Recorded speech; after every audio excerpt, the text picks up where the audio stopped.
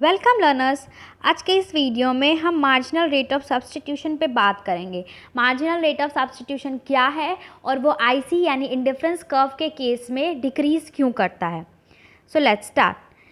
MRS refers to the rate at which the commodities can be substituted with each other so that total satisfaction of the consumer remains the same। हम लोगों को ये पता है, हमने ये previous videos में देखा कि ज़्यादा से ज़्यादा यूनिट को सैक्रिफाइस करेंगे तो जाके एक दूसरी कमोडिटी के एडिशनल यूनिट को हम गेन कर पाएंगे। नाउ MRS क्या होता है? MRS उसी रेट को कहते हैं जिस रेट के अकॉर्डिंग हम एक कमोडिटी को सैक्रिफाइस करते हैं दूसरे को गेन करने के लिए। MRS measures the slope of indifference curve, और इस तरह से हमें MRS जो है वो इंडिफरेंस कर्व के स्लोप को मेज़र करने में हेल्प करता है। हमने जिस तरह से MRT के बारे में पढ़ा था प्रीवियस वीडियोस में, अगर आपने वो वीडियो नहीं देखी है तो आपको लिंक डिस्क्रिप्शन बॉक्स में मिल जाएगा। हमने MRT के बारे में जाना था कि वो रेट होता है जो प्रोडक्शन पॉसिबिलिटी कर्व या प्रोडक्शन पॉसिबिलिटी फ्रंटियर के स्लोप को मेज़र करता है। उसी तरह से MRS जो होता है, मार्जिनल रेट ऑफ सब्स्टिट्यूशन जो होता है, वो इंडिफरेंस कर्व के स्लोप को मेज़र करता है। दोनों में एक ही चीज़ है कि ज़्यादा से ज़्यादा यूनिट सेक्रीफाइस करेंगे तो एक additional unit of another commodity को हम गेन कर पाएंगे।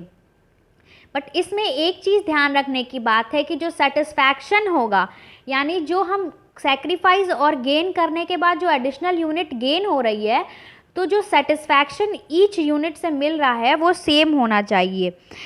इसे हम और अच्छे से समझते हैं। सबसे पहले मार्जिनल रेट ऑफ सब्स्टिट्यूशन का फॉर्मूला होता है यूनिट सेक्रीफाइस या unit divided by unit gain, या change in unit sacrifice by change in unit gain.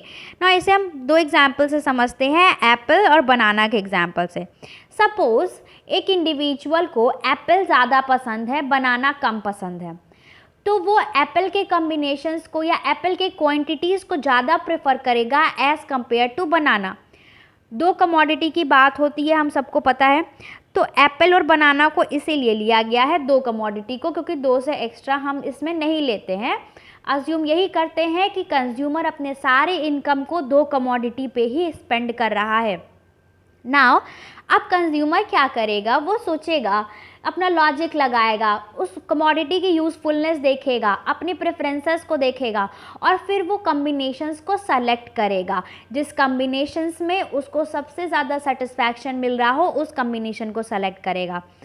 Now अब ये marginal rate of substitution decrease क्यों करता है? Marginal rate of substitution decreases due to the law of diminishing marginal utility.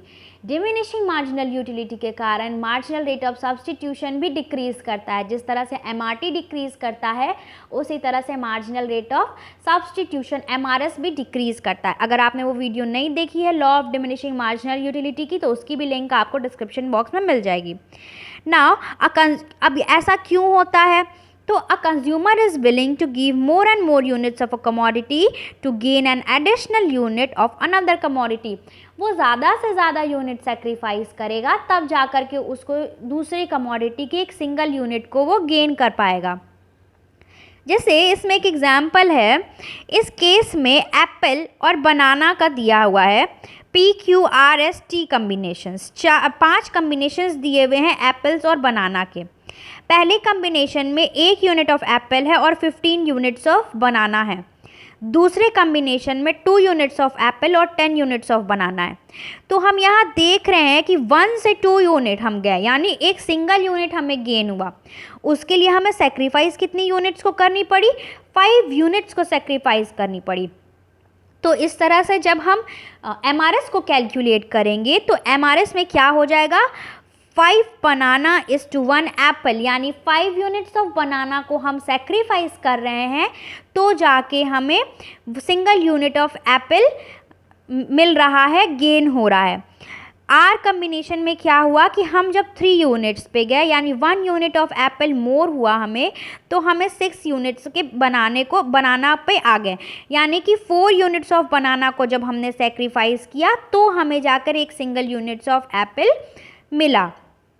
तो इस तरह से ज़्यादा से ज़्यादा हम सेक्रीफाइस करेंगे तभी जाके हमें दूसरी कमोडिटी की एक सिंगल यूनिट का गेन होगा। और मार्जिनल रेट ऑफ ट्रांसफॉर्मेशन इसी रेट को शो करती है कि किस रेट से मेरा सेक्रीफाइस हो रहा है और किस रेट से हमें गेन हो रहा है। यानी उस गेन और सेक्रीफाइस के रेशियो को, सेक्रीफाइस और गेन के रेशियो को हम MRS के द्वारा शो करते हैं। और ये जो PPC होता है, सॉरी, ये जो IC होता है, इंडिफरेंस कर्व, ये जो होता है डाउनवर्ड स्लोपिंग होता है। इसके कैरेक्टरिस्टिक्स हम आगे के वीडियोस में डिस्कस करेंगे। इसमें डाउनवर्ड स्लोपिंग ये होता है और कन्वेक्स शेप का होता है। तो ये जो डाउनवर्ड स्लोपिंग इसका हुआ, यानी ये क्यों हुआ? क्योंकि MRS जो है वो डिक्रीज़ कर रहा है। MRS के डिक्रीज़ करने के कारण IC का स्लोप जो होता है वो डाउनवर्ड होता है और कॉन्वेक्स शेप होता है। यानी more and more units of a commodity to be sacrifice to gain a single unit of a commodity X। अगर हम ज़्यादा से ज़्यादा कमोडिटी को सेक्रीफाइस करेंगे तो ही हमें एडिशनल यूनिट दूसरे कमोडिटी की गेन हो पाएगी। इसमें डिफरेंट कम्बिनेशंस दिए हुए हैं, जैसे P पॉइंट पे 1 एप्पल और 15 बनाना का कम्बिनेशन है। उससे नीचे आए तो हमें 2 एप्पल्स और 10 बनानास का कम्बिनेशन मिला, और नीचे गए तो 3 एप्पल्स और 6 बनानास के कम्बिनेशन मिले। इस तरह से जैसे जैसे नीचे जाएंगे तो लास्ट में हम 5 एप्पल्स पे आ गए और 1 बनाना पे आ गए। अब इसके बाद क्या होगा, जब हम इतना एप्पल कंज्यूम करने लगेंगे या जो इंडिविजुअल इतना एप्पल कंज्यूम करने लगेगा तो उसको एप्पल से मन भरने लगेगा। तो इस तरह से फिर वो एप्पल का कंजम्पशन कम कर देगा और बनाना का वापस से इंक्रीज़ हो जाएगा। फिर वो ज़्यादा फेवर बनाना को करने लगेगा। सो इस तरह से हमने आज MRT क्या है और वो डिक्रीज़ क्यों करता है, MRS के बारे में जाना। For getting more such videos, please like, share and subscribe to my channel. Thank you.